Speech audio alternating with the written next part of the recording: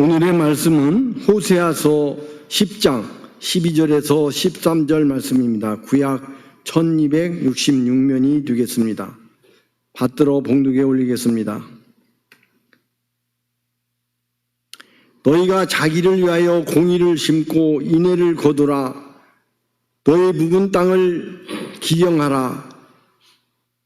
지금이 곧 여호와를 찾을 때니 마침내 여호와께서 오사 공의를 비처럼 너희에게 내리시리라. 너희는 악을 밭가라 죄를 거두고 거짓 열매를 먹었나니 이는 내가 내 길과 내 용사의 많음을 의리하였음이니라. 아멘. 오늘의 말씀은 지금이 곧 여호와를 찾을 때라는 메시지로 말씀을 전해 주시겠습니다. 사랑과 은혜가 많으신 아버지 하나님 감사합니다. 오늘도 거룩한 주일 주님의 날을 맞아서 내 시간을 쓰지 아니하고 내 유익을 위해서 일하지 아니하고 하나님 앞에 나와서 예배를 드리며 하나님께 영광을 돌리오니 사랑하는 자녀들을 주님 그대로 받아주시기를 원하오며 오늘도 은혜로 축복하심으로 함께해 주시기를 원합니다. 부족한 종을 붙들어 주시고 말씀을 전달할 때 성령님의 도구가 되게 해 주시기를 원합니다. 예수님 이름으로 기도합니다. 아멘. 오늘 호세아서를 읽었습니다. 이 호세아서는 지금으로부터 약 2700년 정도 전입니다. 아수르가 북이스라엘의 수도 사마리아를 함락시키기 직전에 기록한 말씀이 호세아서인데, 호세아서에 나오는 북이스라엘은 놀라우리만큼 오늘 우리의 상황과 비슷한 면이 많이 있습니다. 이 시기에는 여로보암 2세라고 하는 분이 통치하던 시기인데 물질적으로 풍요로웠고 번성했던 그러한 때였습니다. 그야말로 북이스라엘의 제2의 황금기를 맞이하던 그러한 시대였습니다. 그래서 사람들은 오랜 기간 동안 경제적인 번영을 누렸습니다. 땅은 풍성한 소출을 냈고 대부분의 백성들은 부족함이 없는 생활을 하게 되었습니다. 그런데 이러한 외적인 번영과는 너무도 대조적으로 그들의 영적 상태는 타락하고 위기에 직면하게 되었습니다. 백성들은 하나님을 기쁘시게 해드리려고 노력하지 않았고 쾌락과 자기 안위만을 추구했습니다. 부정적인 방법으로 이득을 취하는 것이 묵인되었고 보호받아야 할 고아와 과부들은 착취의 대상으로 전락하고 말았습니다. 호세아 4장 1절과 2절에 보면 이러한 백성들의 타락 상태가 잘 나와 있는데 이렇게 말씀합니다. 이스라엘 자손들아 여호와의 말씀을 들으라. 여호와께서 이 땅 주민과 논쟁하시나니 이 땅에는 진실도 없고 인애도 없고 하나님을 아는 지식도 없고 오직 저주와 속임과 살인과 도둑질과 간음뿐이여 포악하여 피가 피를 뒤이음이라. 하나님을 섬기는 면에서 그들은 아주 타락한 그러한 모습을 보여줬습니다. 물론 바알에 대한 예배 행위는 대체로 폐지됐지만 여전히 하나님을 섬긴다고 하나님께 예배를 드린다고 만들어 놓은 단과 베델 성전에서 송아지 숭배가 계속되었고 이것을 호세아 선지자는 바알 숭배라고 불렀습니다. 이것은 바알 숭배 예식 속에 일반화되어 있던 종교적인 매춘 행위가 여전히 자행되고 있었기 때문입니다. 또한 백성들은 여전히 산당들을 세우고 모든 산 위에와 모든 푸른 나무 아래 목상과 아세라상 세우기를 주저하지를 않았습니다. 결국 이들 북이스라엘은 BC 722년에 아수르에 의해서 완전히 망하게 됩니다. 그리고 북이스라엘은 영원히 이스라엘의 역사 속에서 사라지고 맙니다. 여러분, 하나님께서 우리 민족을, 우리나라를 대단히 축복해 주셨다고 하는 걸 우리는 너무도 잘 알고 있습니다.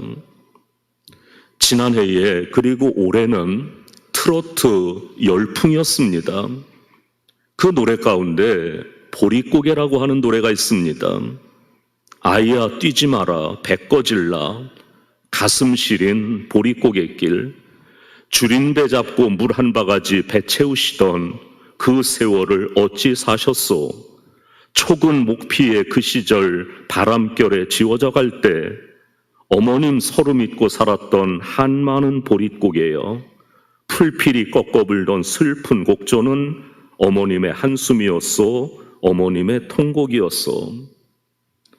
어제 저는 우리 교회 최고의 어른이신 최병호 장로님과 이야기를 나눌 기회가 있었습니다.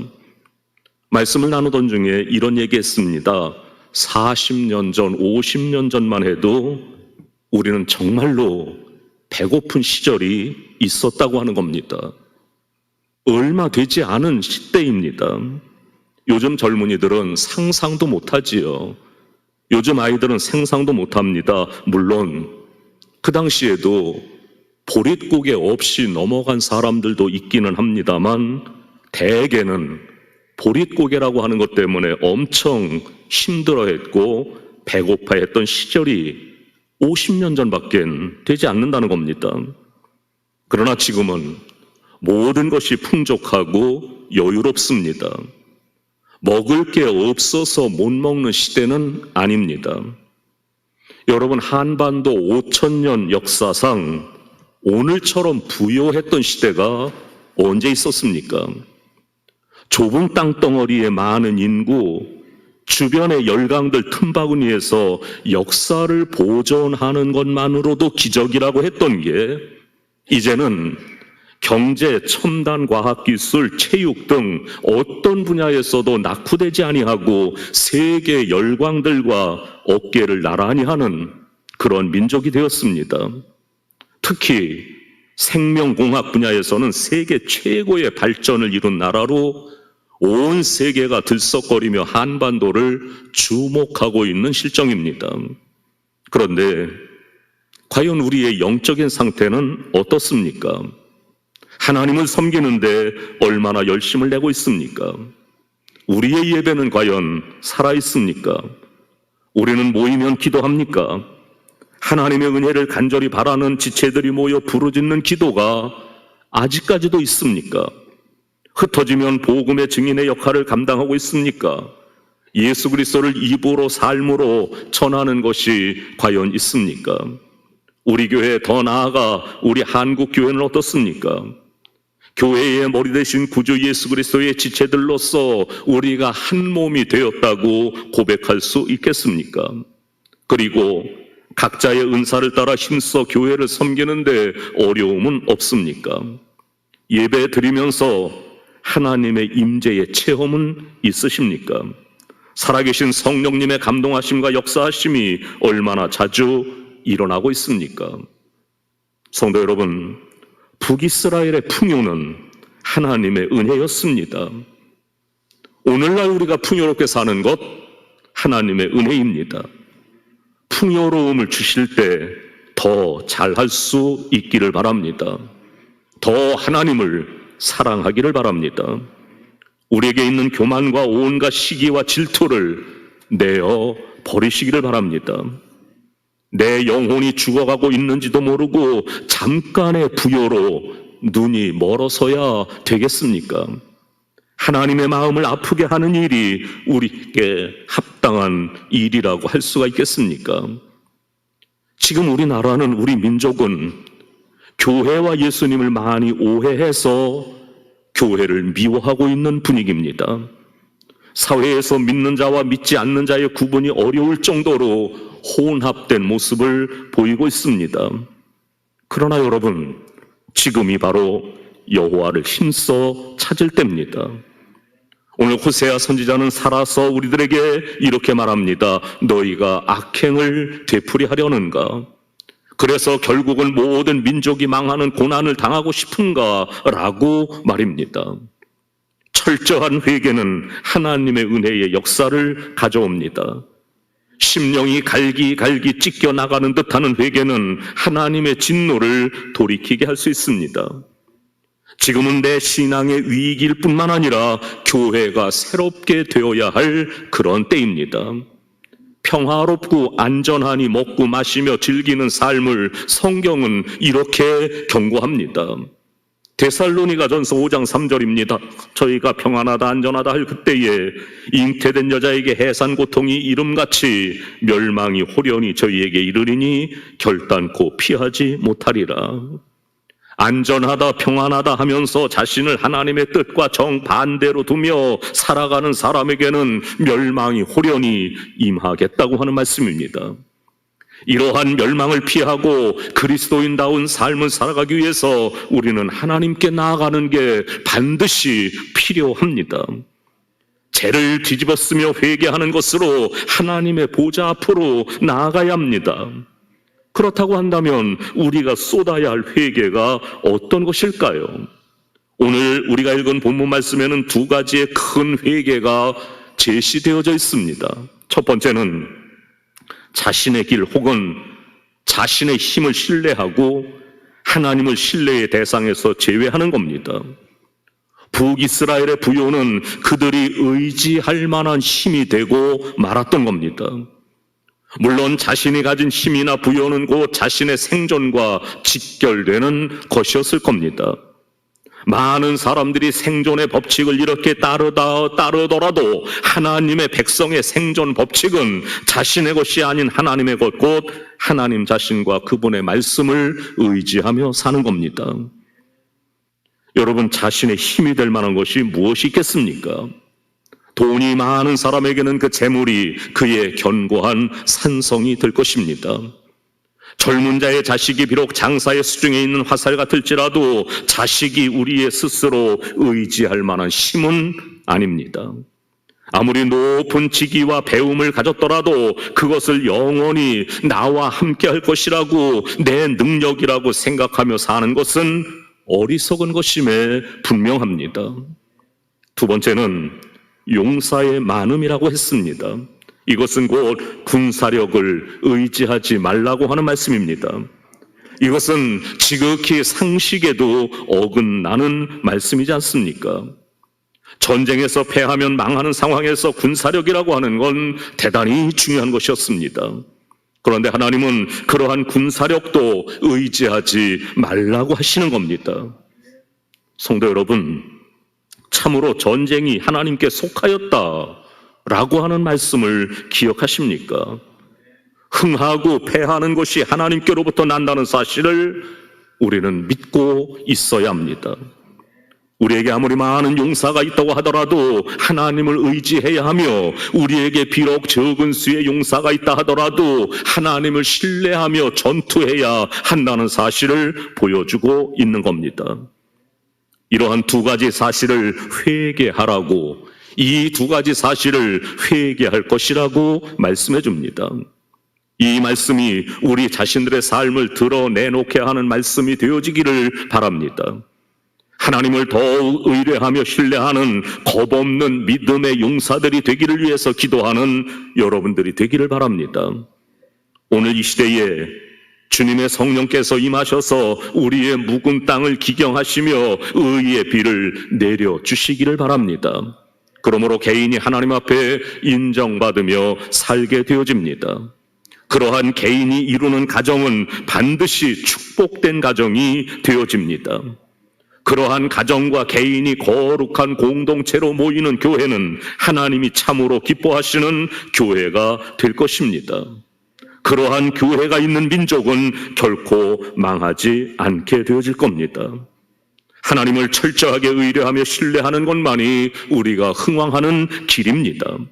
우리의 불신앙이 깨어지고 진정 신앙하는 자, 믿는 자의 모습으로 돌아가야 합니다. 유명한 철로 역정을 쓴 존 버년이 이런 말을 했습니다. 만약 내가 하나님을 위해 모든 것을 투자한다면 하나님은 나의 모든 관심사를 돌볼 것이다. 그러나 만약 내가 나에게 엄습하는 갈등과 고민에 대한 두려움 때문에 하나님과 하나님의 방법을 포기한다면, 그러면 나의 주님을 향한 고백은 헛된 것이 되며 또한 나의 모든 관심사는 주님의 관심과 어긋나고 말 것이다. 여러분, 아직도 기회는 남아 있습니다. 아직 문은 닫히지 않았습니다. 우리의 신앙을 분명히 할 이 기회를 내일로 넘기지 마시기를 바랍니다. 내일은 우리가 지금처럼 누릴 수 있는 기회, 그리고 우리를 위해 열려있는 은혜의 문이 아닐 수도 있습니다. 내일은 저와 여러분의 날이 아닐 수도 있기 때문입니다. 지난 7월 25일 신문에 이런 기사가 났습니다. 몇 번 제가 음미하면서 읽어보면서 저도 동의할 수밖에 없었는데 이런 내용입니다. 수출의 시대가 저물어 간다. 물건을 만들어 보내는 대신 돈과 데이터를 보내 현지에서 물건을 만들어 공급하는 것이 대세가 된다. 인건비가 싼 곳, 원자재가 싼 곳을 찾아 전 세계가 분업하는 세상이 끝나가고 있다는 얘기다. 독일의 경영사상가 헤르만 지몬 박사가 내다본 이른바 포스트 코로나, 신종 코로나 이후 시대의 세계 경제다.